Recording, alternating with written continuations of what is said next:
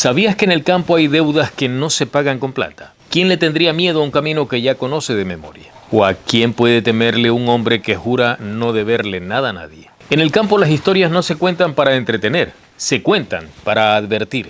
Se dicen bajito al borde del fogón cuando aún tiene brasa. Y los perros que nunca se equivocan empiezan a gruñirle a la oscuridad, a la nada.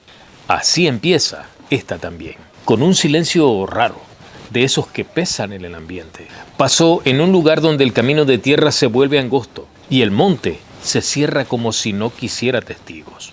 Ahí vivía don Laureano, hombre sencillo de pocas palabras, que conocía el campo como la palma de su mano. Él juraba que no le tenía miedo a nada, ni a los inviernos bravos, ni a las víboras, ni a la oscuridad, hasta esa noche. Aquella era una de esas noches oscuras de verdad, el tipo de noches en que el cielo parece un pozo sin fondo. Don Laureano volvía tarde a caballo, después de marcar unas vaconas mostrencas en la finca. El viento no soplaba y los grillos se habían callado. Y hasta el caballo caminaba con las orejas tiesas, inquieto, a la expectativa. Era como si olfateara algo que no se veía. Entonces lo escuchó. Primero fue un golpe seco, rítmico, como coco contra cuero. Tac, tac, tac. Ese no era un trote normal, era más pesado.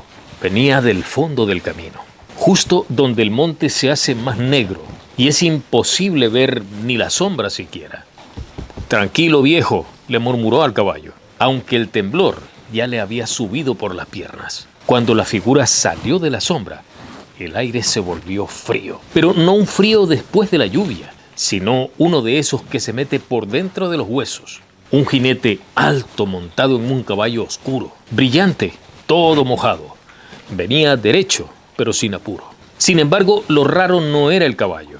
Lo raro era que al jinete no se le veía el rostro detrás de la capucha. No había huellas de corte, solo un cuello limpio. Y en una de sus manos, algo redondo como si fuera un balón. Algo que, sin embargo, parecía mirar. Don Laureano quiso rezar, pero las palabras no le salieron. El caballo se paró en seco, inmóvil, ni avanzaba ni retrocedía. El otro jinete se detuvo a pocos metros. En ese instante el silencio se estiró tanto que dolía. Dicen en el campo que cuando ese jinete aparece, no siempre te lleva. A veces solo te marca cuando te cruzas en su camino. Te elige.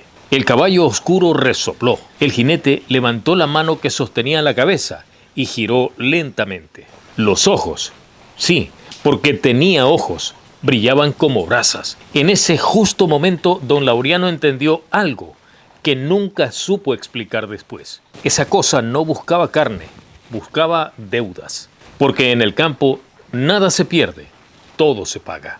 A la mañana siguiente, a don Laureano lo encontraron sentado debajo de un árbol de samán, vivo, pero inexplicablemente envejecido de golpe. El pelo blanco, la mirada vacía. Los que conocen su historia aseguran que el hombre nunca volvió a montar. Tampoco volvió a salir de noche. Cada vez que alguien le preguntaba qué había visto, le respondía lo mismo. Ese jinete no me miró a mí, miró lo que yo bebía. Pasaron los meses y el rumor empezó a crecer. El jinete aparecía solo en los caminos viejos, que se lo veía cuando alguien había hecho algo que el campo no perdonaba. Algo como traicionar, robar o jurar en falso. Los perros eran los primeros en saberlo. Aullaban mirando el camino con el lomo erizado, horas antes de que alguien desapareciera o amaneciera cambiado para siempre. Una noche el hijo de don Laureano salió y no volvió. Lo buscaron 3 días.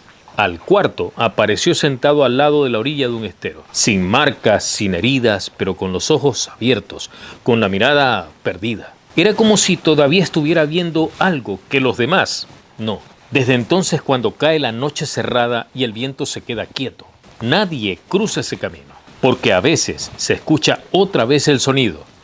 Tac, tac, tac. Soy Renan Alaba Castro y estas son historias de mi tierra.